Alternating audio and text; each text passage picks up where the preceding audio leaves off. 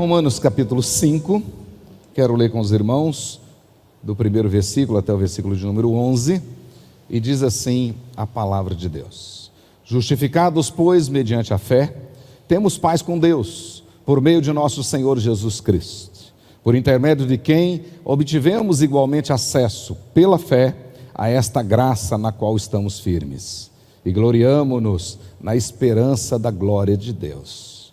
E não somente isto, mas também nos gloriamos nas próprias tribulações, sabendo que a tribulação produz perseverança, e a perseverança, experiência, e a experiência, esperança. Ora, a esperança não se confunde, porque o amor de Deus é derramado em nosso coração pelo Espírito Santo, que nos foi outorgado.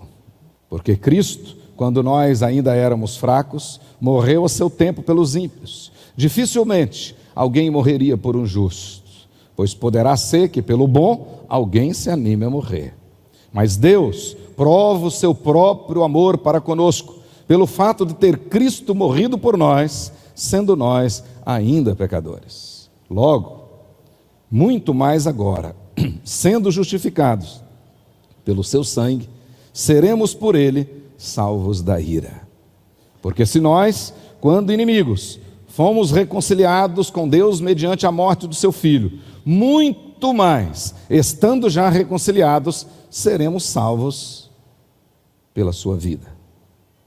E não apenas isto, mas também nos gloriamos em Deus, por nosso Senhor Jesus Cristo, por intermédio de quem recebemos agora a reconciliação.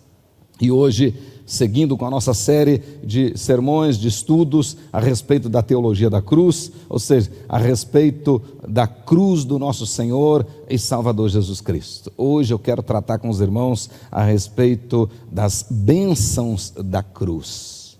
Então grave aí, das bênçãos da cruz, ou seja, esse privilégio de podermos desfrutar da vitória conquistada por Cristo Jesus na cruz para nós.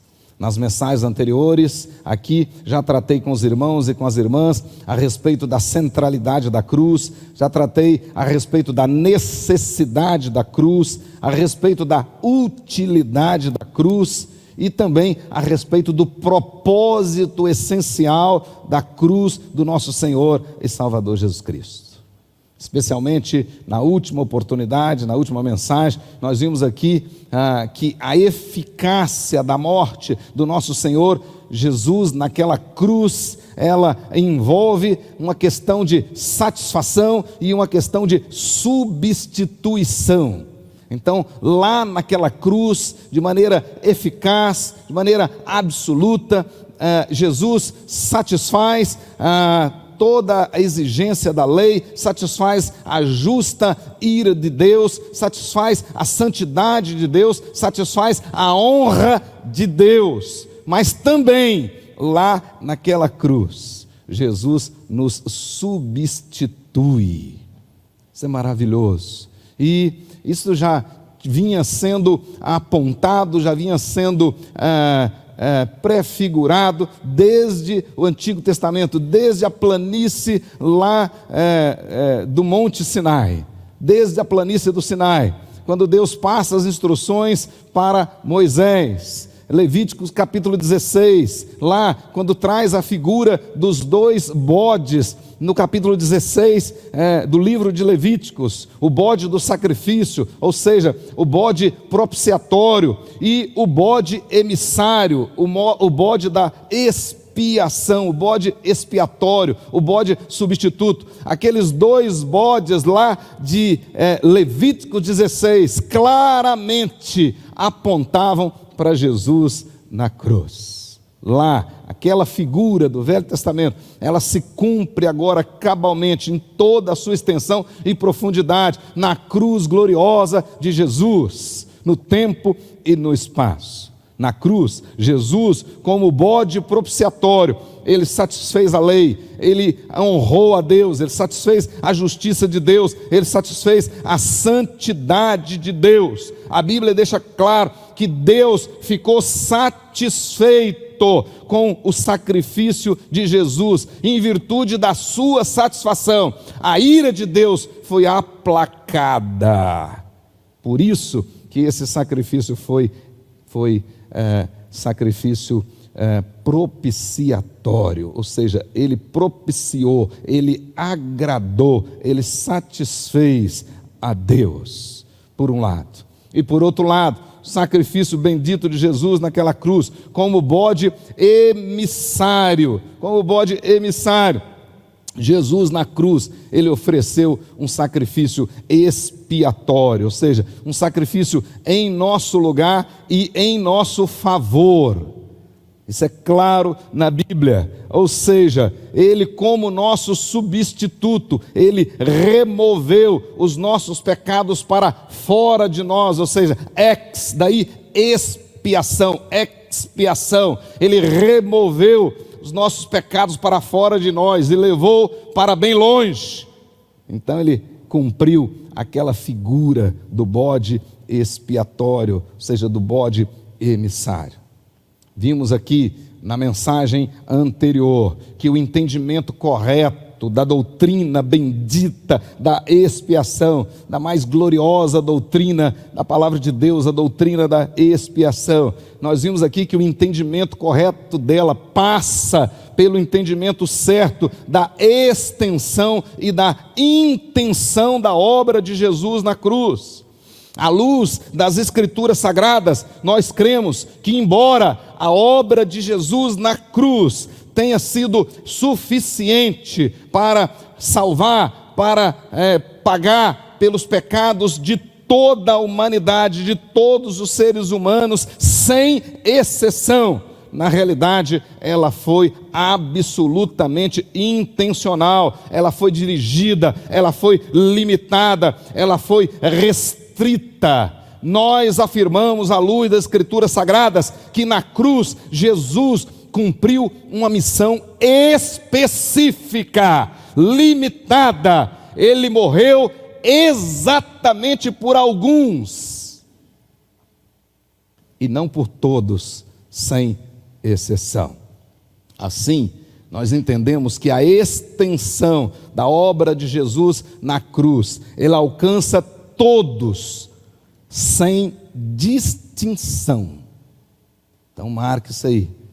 A obra de Jesus na cruz, pelo seu poder incomparável, alcança todos os homens, sem distinção, e não todos sem exceção. Sem distinção, ou seja, judeu, grego, japonês, brasileiro, homens, mulheres, todos sem distinção. Nós afirmamos que Jesus, de fato, ele morreu por todos os tipos de homens e não por todos os homens. Todos os tipos de homens e não por todos os homens. Portanto, esse é o nosso entendimento da extensão da obra de Jesus. E a intenção, quanto à intenção, a Bíblia também é clara. A intenção de Deus, desde toda a eternidade, sempre foi limitada, direcionada, específica, restrita. Cristo deu a sua vida pelas suas ovelhas e somente por suas ovelhas. Desta forma, nós afirmamos que a obra de Jesus na cruz, ela foi uma obra real e não potencial, condicional, ou seja, condicionada à fé de alguém, se alguém iria aceitá-la ou não. A obra de Jesus, ela foi absoluta, ela foi real. Por todos aqueles que Jesus morreu, esses de fato foram redimidos, esses de fato estão salvos e eternamente salvos, e nenhum deles se perderá.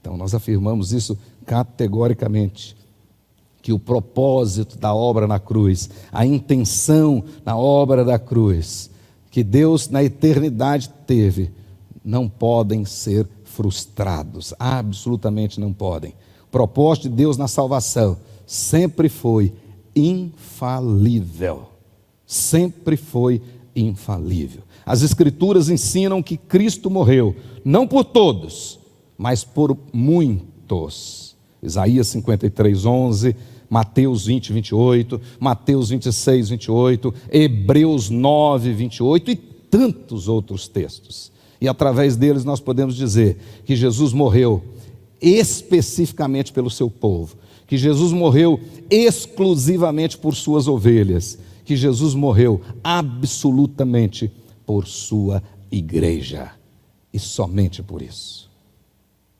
Mas hoje eu quero tratar com os irmãos e com as irmãs a respeito das bênçãos da cruz. Das bênçãos da cruz, ou seja, desse privilégio que nós temos hoje de desfrutar da vitória conquistada por Jesus na cruz. E em virtude disso, o Evangelho, todo o Novo Testamento, ele nos convida a ter um olhar diferente em relação à crucificação e à morte de Jesus na cruz. O Evangelho nos ensina a olhar para a morte e para a crucificação e para a morte de Jesus na cruz com outros olhos, com um ponto de vista, um prisma diferente. À luz dos Evangelhos, nós não devemos olhar para a morte de Jesus na cruz, para a crucificação de maneira negativa, associada à derrota, associada à destruição, associada à ruína, ao fracasso, ou como tendo sido o fim de todas as coisas. Não é isso que o Evangelho diz para nós. Por mais triste, por mais terrível que tenha sido aquele sacrifício, aquela execução, na realidade o Evangelho nos convida a olhar para a cruz de maneira diferente, de maneira agora vitoriosa, de maneira alegre, do ponto de vista da vitória, do ponto de vista da conquista, do ponto de vista da salvação para uma nova vida, porque é isto que a cruz traz para nós. Lá, aquela morte nos deu vida, lá, aquela condenação nos libertou, lá nós temos agora uma nova realidade. Então o Evangelho nos convida a olhar para a cruz de Cristo desta maneira. Olha bem o que o apóstolo Paulo disse aos Colossenses, no capítulo 1, versículos 13 e 14, ele diz assim, que Jesus lá naquela cruz, ele nos libertou do império das trevas e nos transporta para o reino de luz, o reino de amor. E o versículo 14 diz, no qual nós temos a redenção, a remissão, ou seja, o perdão dos nossos pecados. Fomos resgatados e perdoados. Então é nesse prisma, desse ponto de vista que nós temos que olhar para a cruz. A W. Tozer, ele diz que nós nos mantemos na vitória de Cristo. E Paulo brada muito fortemente no poderoso capítulo da ressurreição, capítulo 15 da primeira carta aos Coríntios, versículos 57 a 58, ele diz assim, graças a Deus que nos dá a vitória por intermédio do nosso Senhor e Salvador Jesus Cristo. Portanto, versículo 58 diz o apóstolo, meus amados irmãos, sede firmes, sede inabaláveis e sempre abundantes na obra do Senhor, sabendo que no Senhor vosso trabalho não é vão. Mas graças a Deus que nos dá a vitória por intermédio de Cristo Jesus. Então é assim que nós temos que olhar para a cruz. Na verdade, todo o caminho vitorioso do crente só se tornou possível por causa do sangue de Jesus vertido naquela cruz. É isso que está lá no poderoso capítulo 12 do Apocalipse, aquele capítulo maravilhoso, o capítulo da vitória de Jesus sobre as bestas e os seus seguidores, e a igreja sendo vitoriosa com Jesus, e diz lá, e eles o venceram por causa do sangue do Cordeiro. Cruz bendita, cruz bendita. É assim que nós precisamos olhar. Em outras palavras, é na vitória da cruz que está a nossa vitória. É na vitória da cruz que está a nossa vitória. Portanto, para nós, o crente verdadeiro, nada poderia ser mais precioso, para nós do que a salvação eterna que nós recebemos por causa da cruz de Cristo. Nada. É nesse contexto que Lutero vai dizer: ninguém pode se chamar ou pode se denominar teólogo verdadeiro, um crente verdadeiro, se ele não vive a teologia da cruz. Se a cruz não é o centro da vida dele, se a cruz não representa a transformação na vida dele, se ele verdadeiramente não luta pelo evangelho da cruz, então não tem nada mais importante para nós, não tem nada. Paulo inclusive diz, ele rejeitou todas as outras coisas, a única coisa que ele quer saber agora é do Cristo crucificado, é isso que ele quer saber, mais nada, porque é lá que está a vitória dele. Meus queridos irmãos, hoje quero tratar com vocês de 4 figuras que elas se cumprem cabalmente na cruz de Cristo. Vem desde o Velho Testamento e se cumpre cabalmente na cruz de Cristo. E as 4 juntas representam as bênçãos da cruz. As bênçãos que nós temos por causa da cruz de Cristo Jesus. Na cruz nós podemos ver o cumprimento dessas 4 figuras do Velho Testamento, que somadas formam a nossa eterna e incomparável salvação. Ou seja, essas figuras são as bênçãos da cruz. Veja aí a primeira delas, a propiciação. A propiciação, conforme nós já vimos aqui anteriormente, propiciar é o ato de aplacar, de apaziguar, de pacificar a ira de alguém com sangue. Conforme a lei levítica, e nós já citamos isso numa outra mensagem, essa propiciação, ela acontecia no tabernáculo, ou seja, ela acontecia no templo, lá no Santo dos Santos, no tabernáculo, porque ela tinha relação direta com Deus. Propiciação tem relação direta com Deus, tem relação direta em apaziguar a santa ira de Deus, em satisfazer a justiça absoluta, perfeita de Deus, a santidade incomparável, absoluta de Deus, a honra que não pode ser maculada de jeito nenhum de Deus. Por isso que a propiciação acontece no templo, acontece no Santo dos Santos, lá no tabernáculo. Então é isso que nos ensina o texto que nós já estudamos aqui anteriormente, Levítico 16. Diz lá que lá no Santo dos Santos ficava a arca da aliança, e a tampa da arca da aliança revestida de ouro era o propiciatório. A tampa chamada do propiciatório era a tampa da arca.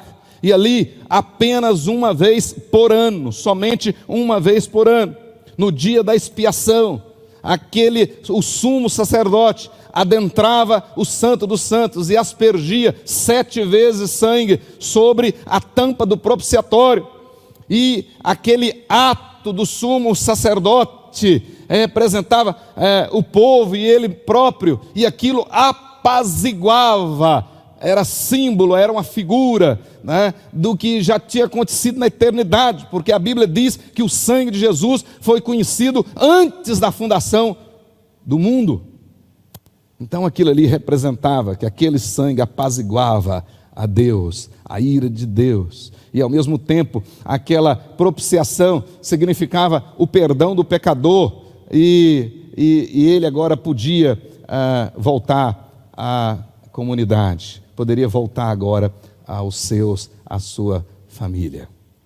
Coisa interessante. Então nós podemos ver, não tem dúvida nenhuma aqui, de que a propiciação, aquele simbolismo, apontava para Jesus Cristo. O sangue de Jesus derramado como propiciação pelos nossos pecados é apresentado de forma clara no Novo Testamento inteiro. Todo o Novo Testamento, os evangelhos, as cartas, todo o Novo Testamento vai mostrar que exatamente o que aconteceu com Jesus na cruz foi o cumprimento daquilo que aquela figura representava desde os tempos de Levíticos 16. E João vai dizer o seguinte, observe aí na sua Bíblia, capítulo 4, no versículo 10 da primeira carta de João, ele diz assim: nisto consiste o amor, não em que nós tenhamos amado a Deus, mas em que Ele nos amou. Olha como o texto termina esse versículo 10. E enviou o seu Filho como propiciação pelos nossos pecados. Então aquele ato do sumo sacerdote entrar no Santo dos Santos e aspergir o sangue, aquilo apontava totalmente para Jesus, porque Jesus entrou no Santo dos Santos celestial e faz a expiação, e ali ele oferece o próprio sangue dele, de uma vez por todas. Então essa figura se cumpre na cruz de Cristo Jesus.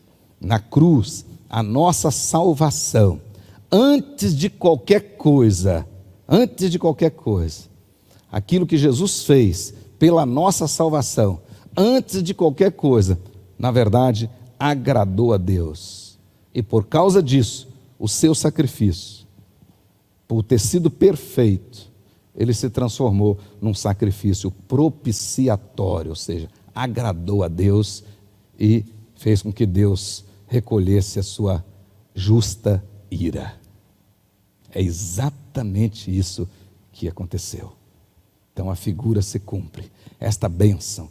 Então na cruz nós temos a propiciação, ou seja, nós literalmente ficamos livres da ira justa de Deus. Da ira justa de Deus. Que bênção incomparável. Então, para a nossa salvação, primeiro, Jesus agrada a Deus. Então, a propiciação foi um sacrifício para agradar a Deus. E Deus se agradou. E, portanto, ele recolheu a sua ira. Segunda figura, que vem desde o Velho Testamento e que representa hoje as bênçãos da cruz para nós, a redenção. Observe aí a redenção. Redenção literalmente significa o ato de comprar, principalmente o ato de comprar de volta, efetivar um resgate. A figura de redenção no Velho Testamento, dentre os seus muitos sentidos, ela se referia mais especificamente ao ato de comprar novamente, com o devido pagamento, uma propriedade que necessitasse ser libertada ou resgatada. Então, uma determinada propriedade, ela necessitava ser resgatada, ela necessitava ser libertada. Então, o resgatador pagava, comprava aquela propriedade novamente. É um ato legal de comprar novamente, né? Literalmente, muitas vezes, essa palavra no Velho Testamento, ela aparece como libertar ante o recebimento de um resgate. O termo usado especificamente tem uma referência muito usada para a compra da liberdade de um escravo. No livro de Salmos e no livro de Isaías principalmente, Deus é apresentado como o Redentor. Então a figura da redenção é muito forte no Velho Testamento. E Deus é apresentado como o Redentor. Isaías 41, verso 14, diz que Ele é o Redentor de Israel. A redenção de Deus, ela está claramente tipificada no Velho Testamento, na redenção do povo do cativeiro egípcio e também do cativeiro babilônico. Vários textos da Bíblia, ao longo de todo o Velho Testamento, vai mostrar o Deus resgatador, o Deus libertador, o Deus da redenção, o Deus que redimiu, que tirou o seu povo da escravidão do Egito, da escravidão da Babilônia. Várias vezes. Nós podemos ver claramente, com facilidade, perceber que todas essas figuras de redenção no Velho Testamento, elas apontavam para Jesus Cristo, como o Redentor, o resgatador, o remidor, o Boaz, o remidor. Todas elas apontavam para Jesus como sendo o resgatador dos eleitos de Deus. Todas elas. Observe bem, tem um texto muito curioso na Bíblia, né? Por ocasião do nascimento de João Batista, quando ele foi ser levado ao templo para ser batizado, com 8 dias, né? E tem pais aí que demora demais para trazer os filhos para batizar, mas João Batista e Jesus foram batizados com 8 dias de nascidos. E quando João Batista, no 8º dia, fora levado ao templo para o batismo, o pai dele, o sacerdote Zacarias, o texto vai dizer claramente para nós lá, capítulo 1 de Lucas, versículo 68, que cheio do Espírito Santo, ele começa a profetizar e começa a cantar. E ali, naquele momento, o Espírito Santo de Deus encheu o coração de Zacarias, e ele diz: bendito seja o Senhor Deus de Israel, que visitou e redimiu o seu povo. E ele continua então profetizando e cantando, e vai falar que o seu filho, João Batista, na verdade, seria o precursor daquele que viria em breve, e de fato veio, que seria o remidor, que seria de fato aquele que resgataria Israel. E Zacarias então faz um cântico bonito, maravilhoso, né? Deixando claro que a figura do Redentor, a figura do remidor, a figura da redenção que aparece no Velho Testamento, apontava para Jesus Cristo. Ela se cumpre em Jesus Cristo na cruz. Na cruz. Tito, Paulo escrevendo para Tito, uma carta pastoral, ele escrevendo para Tito, capítulo 2, verso 14, ele vai dizer que o qual, falando de Jesus, a si mesmo se deu por nós, a fim de remir-nos de toda a iniquidade e purificar para si mesmo um povo exclusivamente seu, zeloso de boas obras. Paulo não tinha dúvidas que a figura da redenção do Velho Testamento apontava para Jesus, e ela se cumpre em Jesus Cristo. João, no Apocalipse agora, recebendo a revelação do próprio Jesus, capítulo 5, verso 9, ele diz lá: e entoava um novo cântico. Ele está falando da celebração que estava acontecendo no céu, né? Entoava um novo cântico dizendo: digno és de tomar o livro, de abrir-lhes os selos, porque fostes morto e com teu sangue compraste, redimistes para Deus os que procedem de toda tribo, língua, povo e nação. Que coisa maravilhosa, que bênção nós podemos ver na cruz do nosso Senhor e Salvador Jesus Cristo. A morte de Jesus, no Novo Testamento, isso é muito claro. A morte de Jesus, ela foi redentora. Romanos 3, 24, Efésios 1, 7, significa que ele nos resgatou. Gálatas 3,13 diz claramente que nós éramos escravos. Jesus nunca foi escravo, mas a Bíblia vai deixar clara a figura de que ele foi ao mercado de escravos e nos resgatou de lá. Olha que coisa poderosa! Ele vai e nos resgata, nos compra e paga um alto preço, e o preço pago, a Bíblia também deixa claro que o preço que ele pagou foi o seu sangue. Atos capítulo 20, verso 28, Apocalipse 5, verso 9, que eu acabei de ler.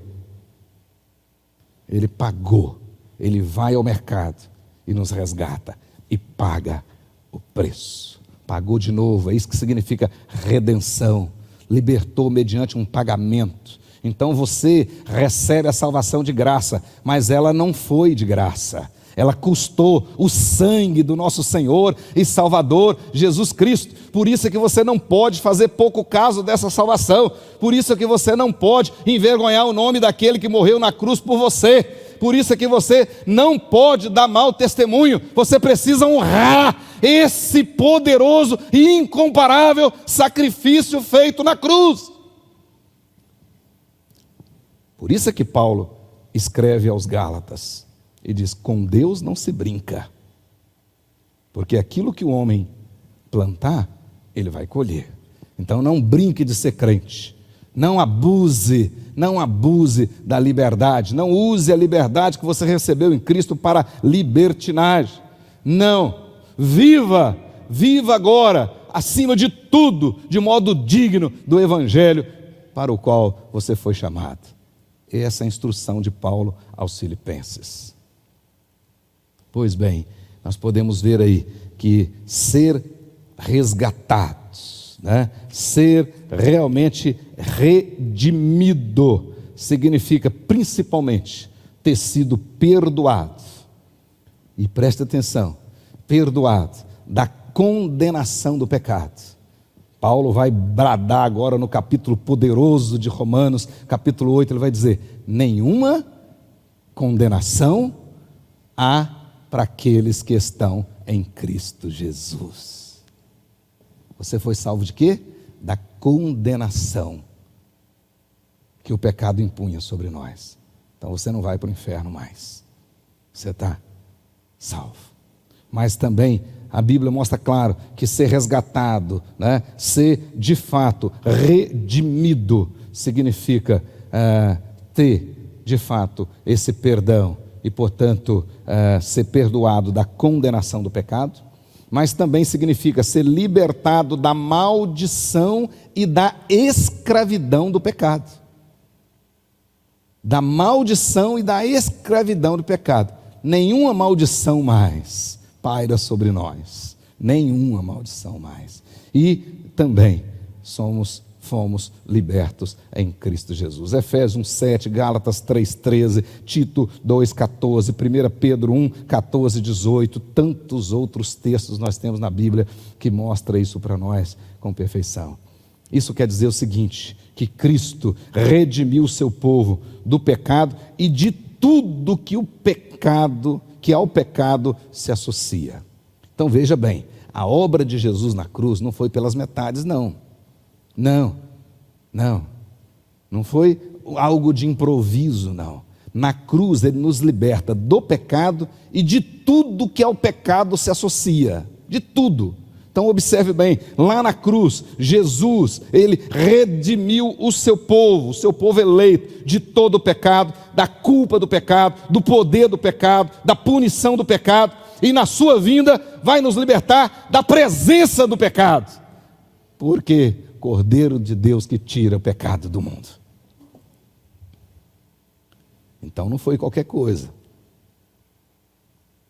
E nós precisamos cada vez mais encher o nosso coração dessas verdades. Lá na cruz, a figura da propiciação, a figura da redenção, figuras riquíssimas no Velho Testamento, elas se cumprem em Jesus Cristo. A terceira figura, anota aí, a justificação.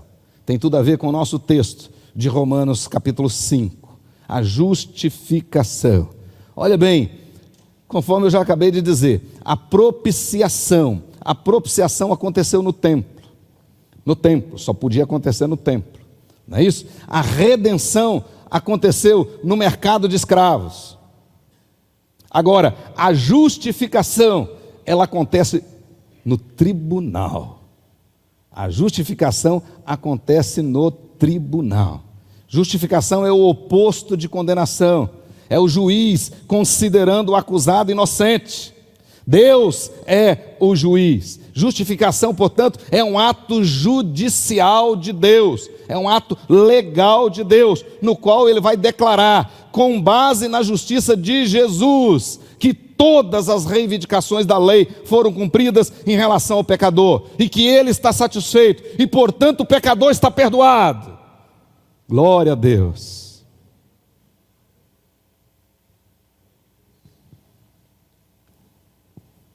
Que bênção. É um ato legal. Paulo vai ensinar aos Colossenses, diz que ele rasgou o escrito de dívida. Cabal. Por causa da obra de Jesus na cruz, nós somos declarados justos. Presta atenção que eu não estou falando que nós fomos feitos justos. Nós não fomos feitos justos. Nós fomos declarados justos. Não havia justiça em nós. Nós somos declarados justos por causa da obra de Cristo, por causa de algo fora de nós. Porque em nós não havia nenhuma justiça. E de nós mesmos até hoje não há nenhuma justiça. Portanto, nós fomos declarados justos por causa de uma obra fora de nós. Quando o nosso texto aqui, Romanos capítulo 5, versículo 1 diz lá, justificado, pois, mediante a fé. Anote aí, presta atenção, que Paulo não está dizendo, justificados, pois, mediante a fé, não significa que nós somos justificados com base na fé. Não, nós não fomos justificados com base na nossa fé, absolutamente não. O que Paulo está dizendo significa claramente aí que a fé, e a fé que o Espírito Santo gerou no nosso coração, essa fé que o Espírito gerou no nosso coração, ela é apenas o instrumento, o meio pelo qual nós recebemos a justificação por causa da obra de Cristo. Então o que nos justifica não é a fé, é a obra de Jesus que nos justifica. E o Espírito Santo gera fé no nosso coração, para nós crermos na obra bendita de Jesus Cristo. Então, essa declaração de Deus, ela foi baseada em algo fora de nós, e não em algo que Ele tenha visto em nós. Na verdade, Deus nos justifica aqui por causa daquilo que Ele viu em Jesus, e não em você, em você, em você ou em mim, naqueles que estão nos assistindo em casa. Mas por causa daquilo que ele viu em Jesus, e ele se agradou daquilo que ele viu em Jesus. Você pode até dar um glória a Deus. É por isso. Isso é maravilhoso, muito maravilhoso. Em outras palavras, a razão pela qual Deus nos perdoa, ela não é encontrada em nós, mas ela é encontrada em Jesus Cristo. E além disso, o que Jesus Cristo fez foi tão poderoso, foi tão incomparável, tão grande, imensurável, que além de cobrir todos os nossos pecados, além de propiciar, agradar a Deus, e por causa disso Ele nos perdoa, certo? Essa obra foi suficiente também para acreditar justiça na nossa conta. Justiça na nossa conta. Ou seja, nós, do ponto de vista teológico, a justificação, ela abrange dois elementos. A justificação tem dois lados, é como uma moeda de dois lados. Ou seja, a justificação representa a remissão com dois S, portanto o perdão dos nossos pecados, e a justificação significa a imputação de justiça, da justiça de Cristo na conta do pecador. Portanto, na justificação, nessa figura que se cumpre em Jesus na cruz, Cristo não apenas tira de nós a nossa iniquidade, mas também Ele nos veste de branco. O que João viu lá no Apocalipse? No capítulo 5, uma multidão vestida de branco. E aí ele pergunta, quem são esses? Ele diz, esses são os lavados no sangue do Cordeiro. Oh, glória! Olha que coisa maravilhosa! Oh, bênção! Isso é para o crente pular até no teto mesmo, é para ficar muito alegre, porque nunca você poderia isso, nunca ninguém poderia fazer isso por você, a não ser Jesus Cristo, a não ser Deus homem. Essa Bíblia ensina para nós que lá na cruz, naquele ato da justificação, Jesus então conquista para nós o perdão dos nossos pecados, e pelo seu sacrifício perfeito, Ele imputa na nossa conta justiça. Então hoje, olha que coisa maravilhosa, já pensou? Você, pecador, cheio de problemas e de dificuldades e de lutas, mas Deus olha para você e vê a justiça de Cristo. Oh, benção! Antigamente a minha conta estava no vermelho e eu não tinha como depositar, eu não tinha como recuperar, não tinha como resolver aquela situação. Jesus não só cobriu aquele vermelho, como creditou um saldo a mais. É como se você devesse R$1.000 e Jesus foi lá e pagou os 1.000, depositou 1.000, zerou, mas agora Ele depositou mais 1.000. Sua conta é positiva hoje. Quando Deus olha, Ele vê o sangue de Jesus. É nesse contexto que o nosso texto de Romanos, capítulo 5, de 1 a 11, ele vai mostrar as bênçãos da justificação, ou seja, as bênçãos que o pecador, perdoado e restaurado, ou seja, perdoado e justificado, as bênçãos que ele agora recebe.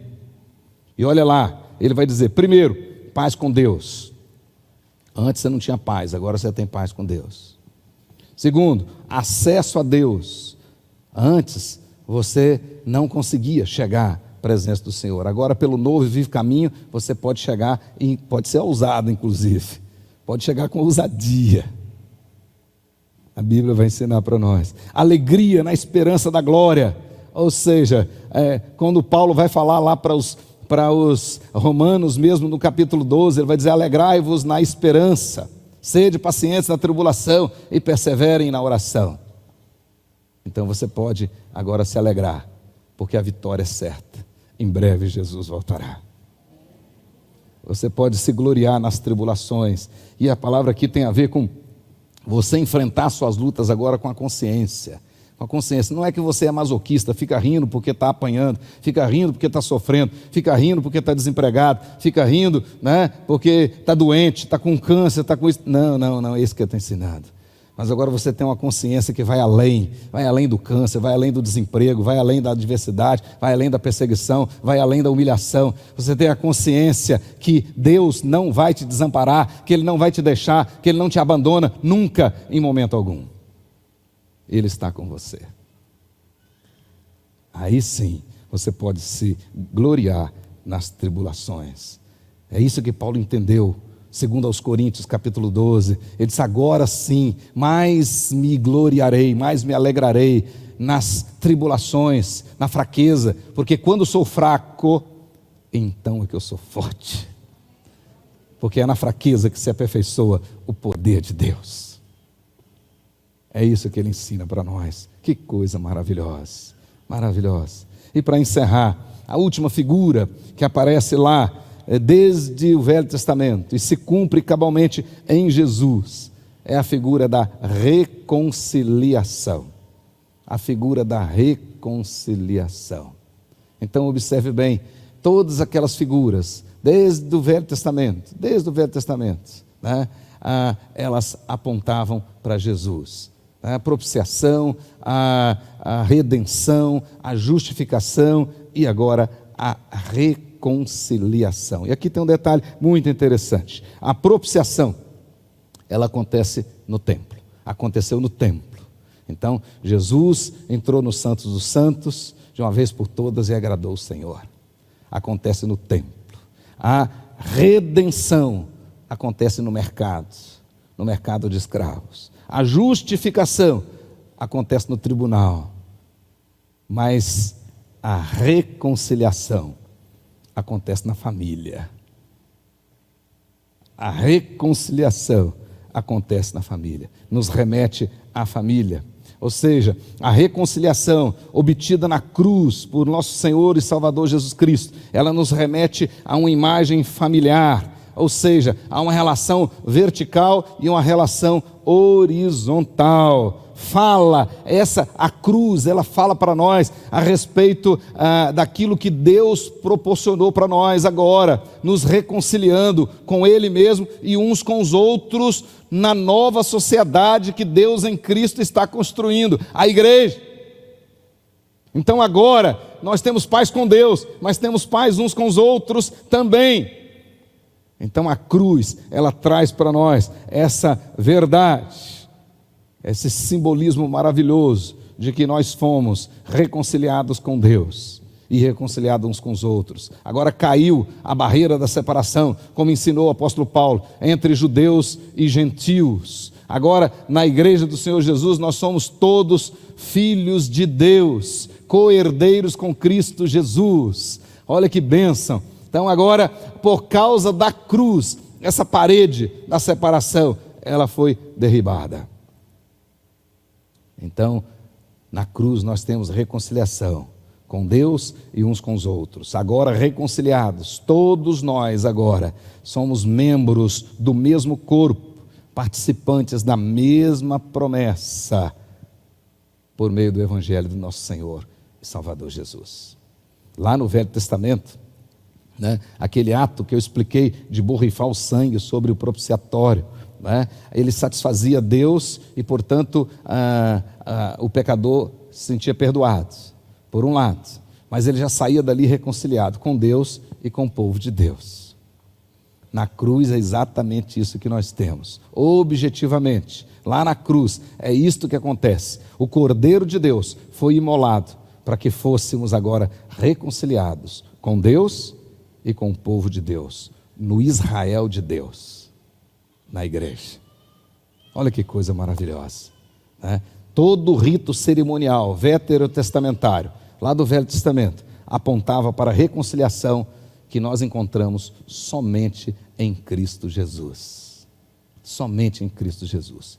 De repente você está enfrentando muitas guerras, muitas lutas, confusão na sua casa. O remédio é simples, está faltando Jesus na sua casa. Porque Jesus, é Ele que proporciona essa reconciliação. A cruz representa isso para nós, né? Por causa do pecado, o homem não só se tornou inimigo de Deus, como também alienado de Deus e do povo de Deus. Então, a obra de Jesus na cruz, ela não só proporciona agora a amizade entre nós e Deus, mas também a irmandade entre nós e os outros filhos de Deus. Olha que coisa poderosa, a figura da reconciliação. É assim que Paulo termina o nosso texto. Ele termina dizendo o seguinte, confere aí no versículo 10, alegria da reconciliação. Ou seja, segundo ele, agora, muito mais do que antes, nós estamos já reconciliados e por causa disso nós nos alegramos, por causa de tudo aquilo que Deus fez por nós através de Cristo Jesus, que agora nos tornou amigos dele e irmãos uns dos outros. Então nós somos amigos de Deus e irmãos uns dos outros. Em outras palavras, nós somos a grande família de Deus.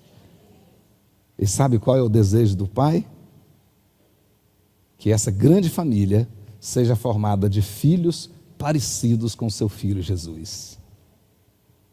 Esse é o nosso desafio, parecer cada vez mais com Jesus Cristo.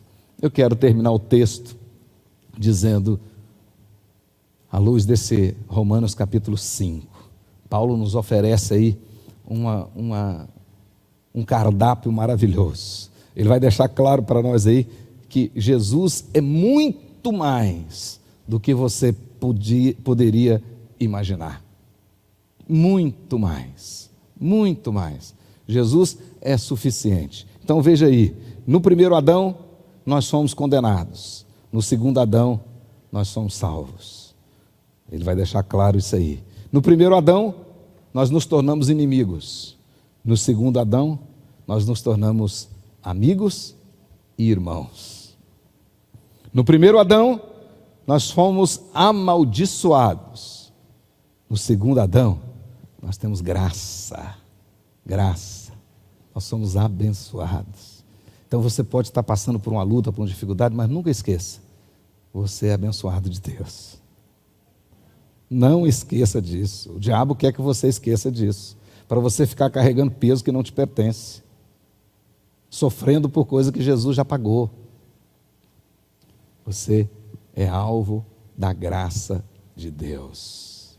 No primeiro Adão, nós recebemos a morte, mas no segundo, nós recebemos a vida e vida em abundância, vida eterna, que ninguém pode roubar. Ninguém, nem a morte, ninguém. Feche os seus olhos, pense agora nas figuras da cruz, aquelas figuras do Velho Testamento que se cumpriram todas na cruz do Senhor Jesus. Todo aquele cerimonial da propiciação se cumpre em Jesus. Todas as profecias da redenção se cumpre em Jesus. Tudo aquilo que a lei de Moisés apontava para a justificação se cumpre em Jesus. E a reconciliação com Deus e com os homens se cumpre em Jesus. Então a propiciação no templo, a redenção no mercado, a justificação no tribunal e a reconciliação na família, na igreja do nosso Senhor e Salvador Jesus.